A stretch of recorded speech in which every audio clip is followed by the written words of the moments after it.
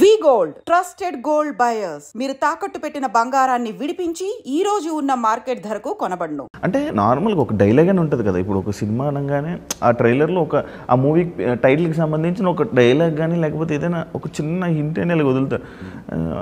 ఏం లేదు 11 అని అనలేదు, లేకపోతే ఏం క్లూ లేదు. ఒక్క దగ్గర అయితే నాకు డౌట్ వచ్చింది అన్న, నవంబర్తో ఆపేశారు. 11 నెలలు అది ఉందా, సంబంధం ఉందా? సంబంధం ఉంది, అది చెప్తున్నా కదా మీకు. ట్రైలర్ చూసింది ఒక లేయర్. ఈ సినిమా టైటిల్ 11 ఉంది కదా, మీకు సినిమాలో 11 లేయర్స్ ఉంటాయి. ఒక్కొక్క పాత్ర ఒక్కొక్కలా బిహేవ్ చేస్తుంటుంది. ఆ లేయర్స్తో ఆడియన్స్ వచ్చేసి లైక్ చాలా కన్ఫ్యూజన్ ఉంటుంది. ప్లస్ వాళ్ళకి బుక్ ఓపెన్ అయ్యేలా, ఆ ట్విస్ట్ అని బుక్ ఓపెన్ అయ్యేలా ఓపెన్ అవుతుంటుంది. ఒక ట్విస్ట్ తర్వాత ఇంకో ఆన్సర్, ఇంకో క్వశ్చన్ ఉంటుంది అనమాట. సో కొంచెం ట్రిక్కీగా ఉంటుంది ఇది ఫిలిం. ఓకే అంటే నేను ఇందాక మీకు ఏదైతే ఇంట్రొడక్షన్లో నేను చెప్పానో, పబ్లిక్ కొన్ని క్వశ్చన్స్ మిమ్మల్ని అడగాలనుకుంటారు కాబట్టి ఆ క్వశ్చన్స్ నేను అడుగుతానన్న. అందాల రాక్షసి నవీన్ చంద్రకి ఇప్పటి నవీన్ చంద్రకి ఉన్న డిఫరెన్స్ ఏంటి? అప్పుడు భయం లేదు, దేనికి భయం లేదు. ఇప్పుడు రెస్పాన్సిబిలిటీస్ పెరిగాయి, జాగ్రత్తగా చూసుకొని ఆలోచించి చేస్తున్నా. అప్పుడు చాలా ఫ్రీగా ఉన్నా. అప్పుడు ఆ సినిమాకి నాకు ఎలాంటి బ్యాగేజ్ లేదు, మార్కెట్ తెలీదు, సినిమా ఇండస్ట్రీ ఎక్కువ తెలీదు, ఇలా ఉంటుంది, ఇలా జరుగుతుంది, ఈ ఓటీటీ వస్తుంది, అవి ఇవి అప్పుడేం తెలియదు కదా. అప్పుడు చాలా ఫ్రీగా ఉన్నా. నా పని అంటే జస్ట్ ఏమైతే అలా ఉండేవాడిని. ఇప్పుడు కొంచెం బ్యాలెన్స్డ్గా ఉన్నా. బ్యాలెన్స్. ఒకవేళ ఏమైనా అయితే మళ్ళీ తెలుగు ప్రేక్షకులకు దూరం అవుతానేనో భయం ఉంటుందన్న? ఖచ్చితంగా ఉంటుంది. బికాజ్ వాళ్ళ వల్లే మేము ఇక్కడ దాకా వచ్చాం. నేను చేసిన అందాల రాక్షసి నుంచి ఇప్పటిదాకా ప్రతి సినిమా, నేను చేసిన ప్రతి క్యారెక్టర్ వాళ్ళు ఆదరించారు కాబట్టి నాకు సినిమాలు వస్తున్నాయి. ఆ భయం ఉంటుంది. ఆడియన్స్ని హోల్డ్ చేయాలి, ఆడియన్స్ నా సినిమాలు చూడాలి, నా రిలీజ్ అయిన ప్రతి సినిమా చూడాలని ఒక ఆశ ఉంటుంది. అందాల రాక్షసి మూవీకి వచ్చినంత హైప్ వేరే మూవీకి మళ్ళీ రాలేదు ఎందుకు అనే క్వశ్చన్. బికాజ్ అది లవ్ స్టోరీ. ఆ లవ్ స్టోరీకి, ఆ హైప్కి సాయి కోరపాటి గారు ఉన్నారు, దిల్ రాజు గారు ఉన్నారు, రాజమౌళి గారు ఉన్నారు. వీళ్ళందరూ the way they took the project. Audio launch రోజు కీరవాణి గారు, అందరూ big names, big people and big technicians వీళ్ళందరూ. సో వీళ్ళు ఆ సినిమాని సపోర్ట్ చేసి, ఆ సినిమాని డిస్ట్రిబ్యూషన్ చేసి, ఆ సినిమాని ప్రమోట్ చేయడం వల్ల ఆ హైప్ వచ్చింది. నవీన్ చంద్ర బియర్డ్ లుక్ ట్రెండ్ సెట్ చేశాడు అంటే దాన్ని యాక్సెప్ట్ ఏం చెప్తారు? ట్రెండ్ సెట్ చేసింది జేడి చక్రవర్తి గారు అండి. నేను సత్య, ఆయన కొన్ని సినిమాలు చూసినప్పుడు అనుకోకుండా ఒకరోజు, అనగనగా ఒకరోజు ఇది ఉంది అండి ఉర్మిళ గారితో, అది ఆయన కొన్ని సినిమాలు చూసినప్పుడు he had solid beard. And నాకు బియర్డ్ వచ్చేది కాదు. అవునా?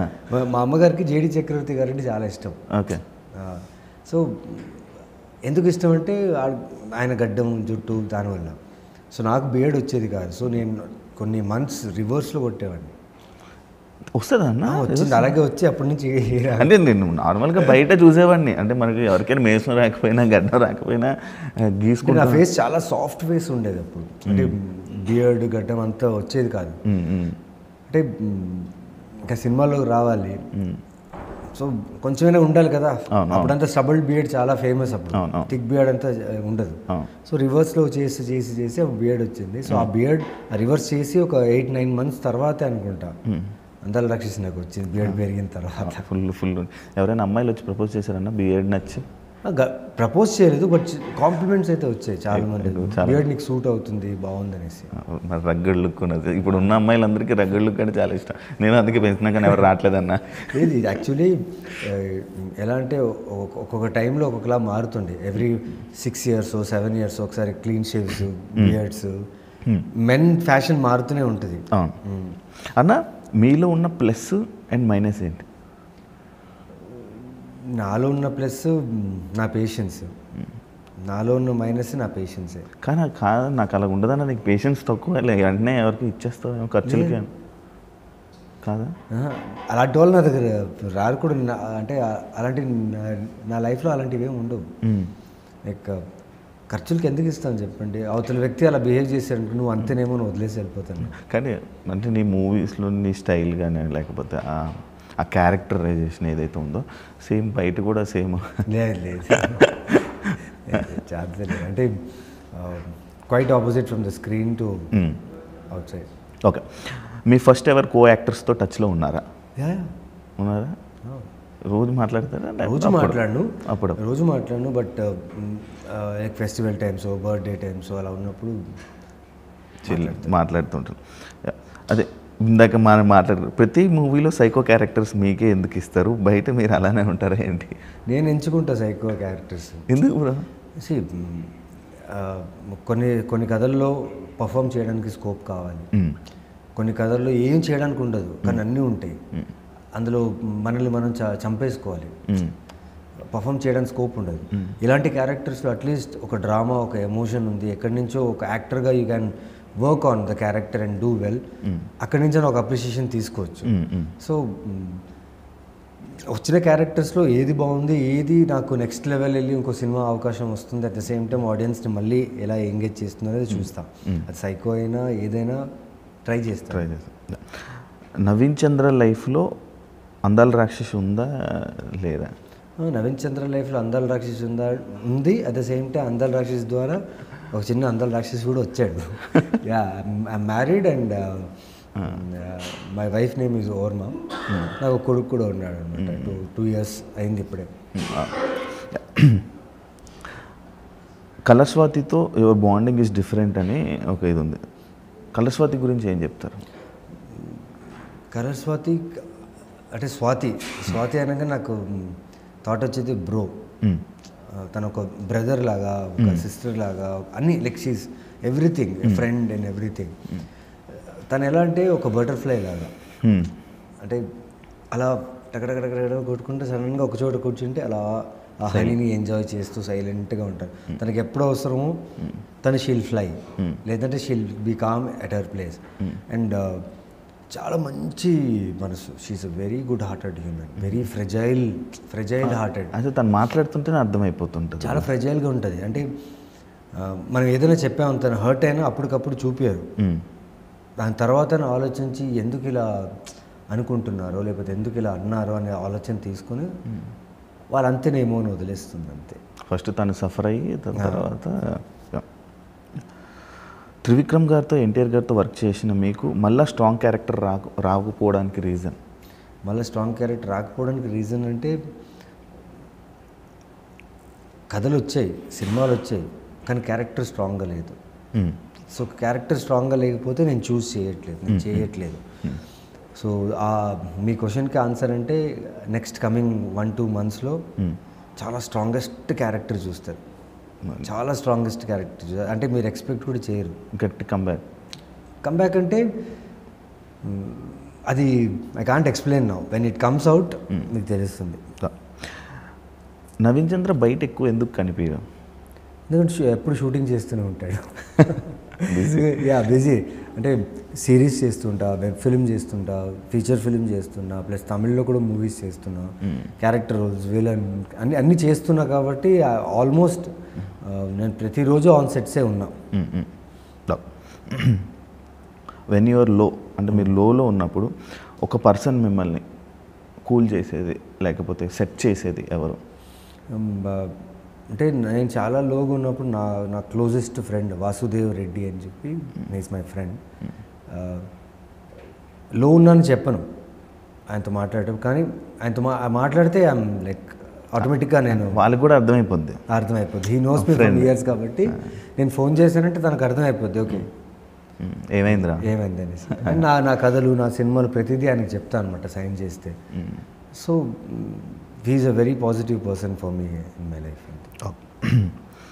బ్రో, కర్మాని బిలీవ్ చేస్తావా? 100% బిలీవ్. మీ లైఫ్లోనే ఏమైనా అలాంటి సిచ్యువేషన్ వచ్చింది? నాకు ఇప్పుడు దాకా అలాంటిది ఏం చేయలేదు. కర్మ వచ్చి హిట్ అయ్యి నన్ను, అంటే మీ లైఫ్లో అవతల వ్యక్తికి ఏమైనా అలా కర్మ ఎఫెక్ట్ అయ్యి జరిగిన సిచ్యువేషన్? చాలా సిచ్యువేషన్ జరుగుతుంది. నమ్ముతారా అయితే? నమ్ముతా. వేరే లాంగ్వేజెస్లో ఆఫర్స్ రాలేదా? వచ్చాయి, లైక్ అదే చెప్తున్నా కదండి. ఇప్పుడు కన్నడలో వచ్చింది, తమిళ్లో ఎలాగో చేస్తున్నా, హిందీలో లైక్ అదర్ లాంగ్వేజెస్లో వచ్చాయి. కానీ నా బేస్ హైదరాబాద్, నా ఆడియన్స్ తెలుగు. సో ఒకవేళ అక్కడ ప్రాజెక్ట్ సైన్ చేసి 6 months 7 months ఒక్కొక్క ప్రాజెక్ట్ అటు వెళ్ళిపోతే I will be far from my audience.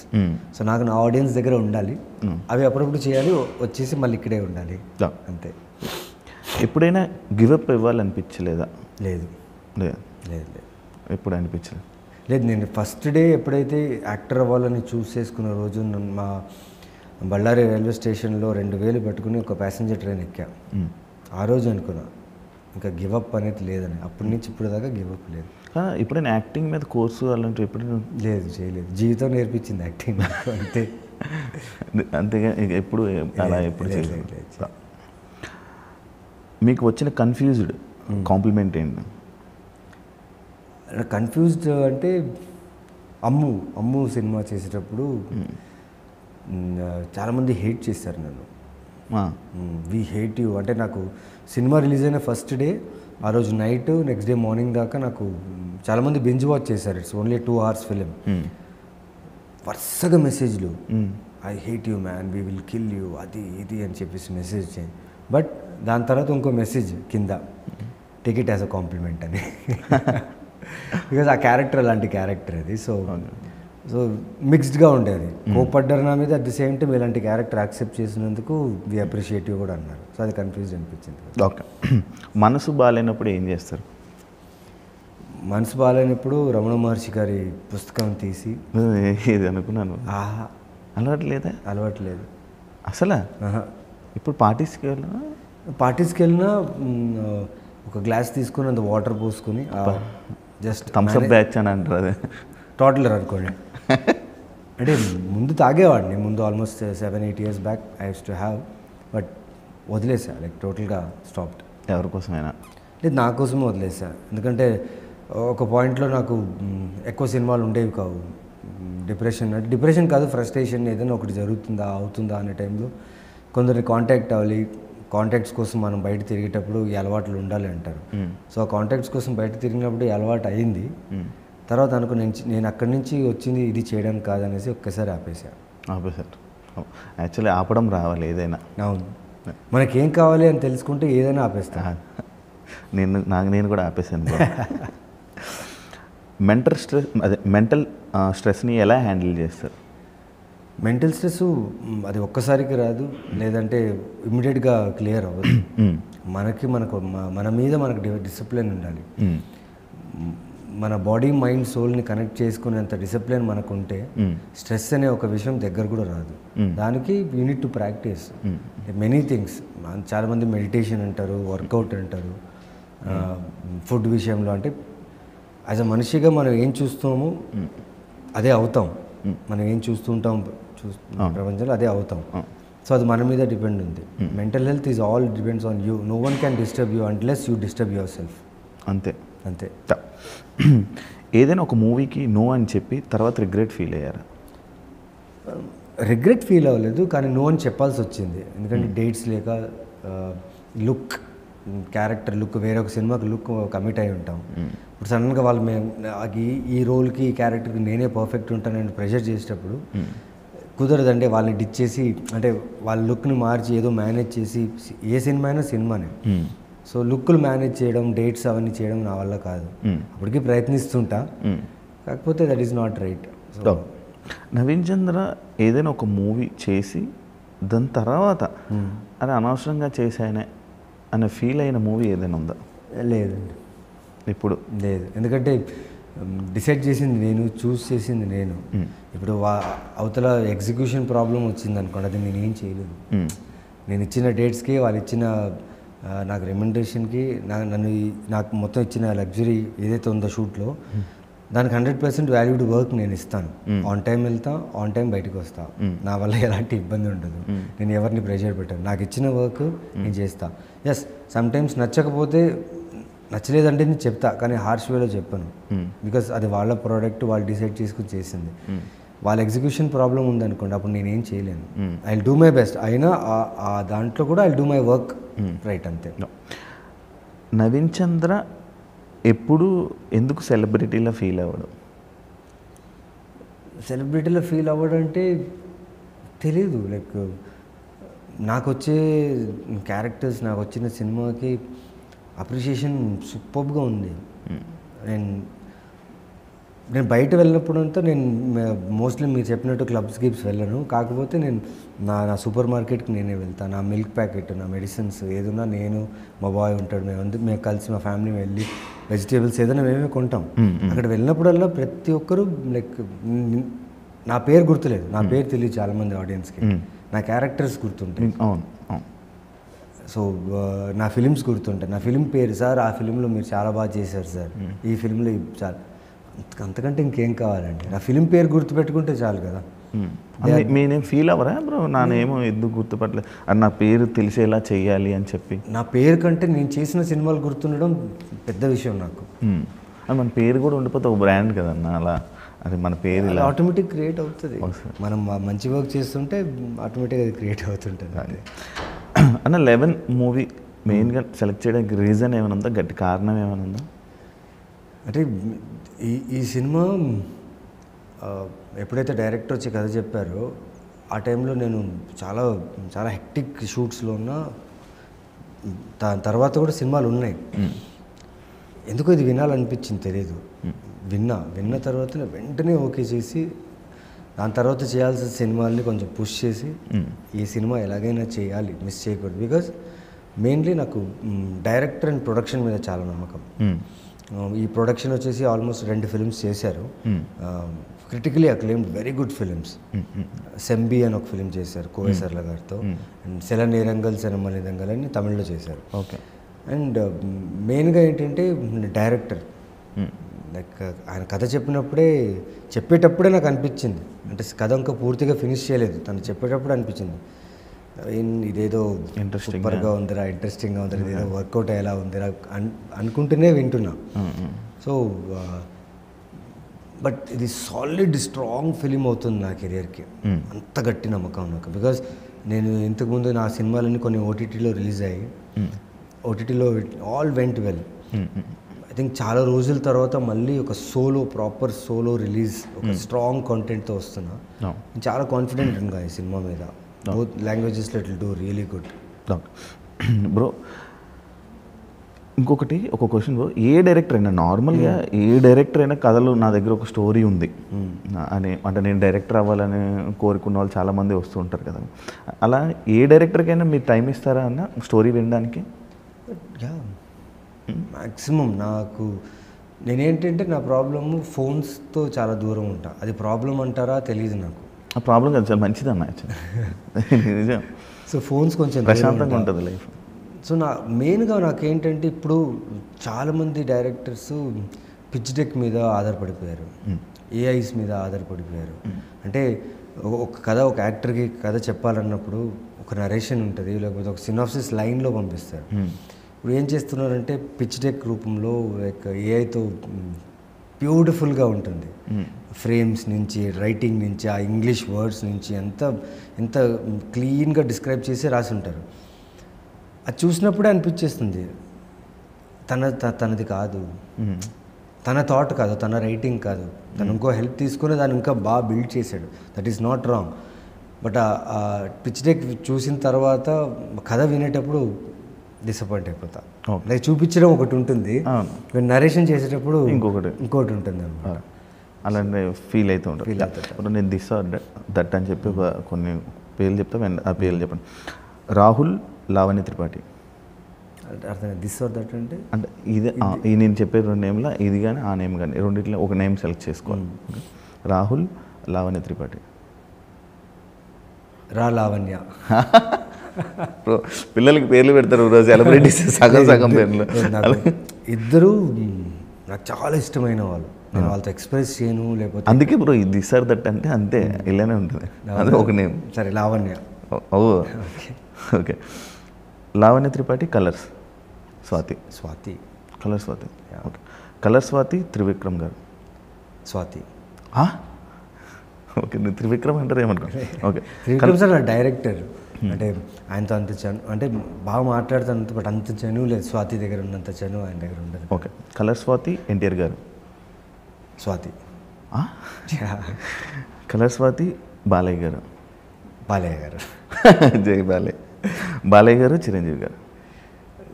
Chiranjeevi గారు ఇన్స్పిరేషన్, బట్ బాలయ్య గారితో వర్క్ చేశాను నేను. ఆయనతో వర్క్ చేసినప్పుడు ఆ ఎక్స్పీరియన్స్ చెప్తున్నాను కదా, అమేజింగ్ ఎక్స్పీరియన్స్ ఆయనతో వర్క్ చేసింది.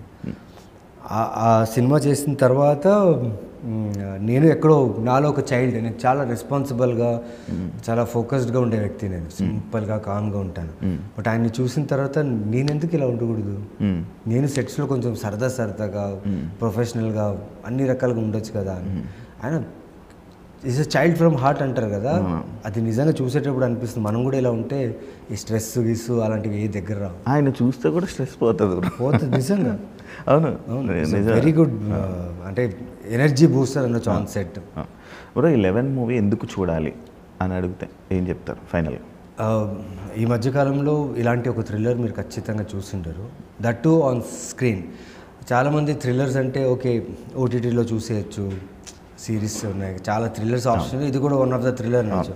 But this thriller is made only for screens. Because మీరు చూస్తే మీరు ట్రైలర్స్ చూసారు, దాని విజువల్స్ అయినా కానీ, దాని విఎఫ్ఎక్స్ అయినా కానీ, దాని సౌండ్, దానికి ఉన్న ఒక టెక్నికల్ ఆస్పెక్ట్స్ మొత్తం, production and the director, the way they have made for theatrical experience. నేను 100% చెప్తాను, మీరు ఫిల్మ్ నుంచి బయట వచ్చినప్పుడు you will have an emotional tears with in, ఒక జిమ్ అని ఉంటుంది.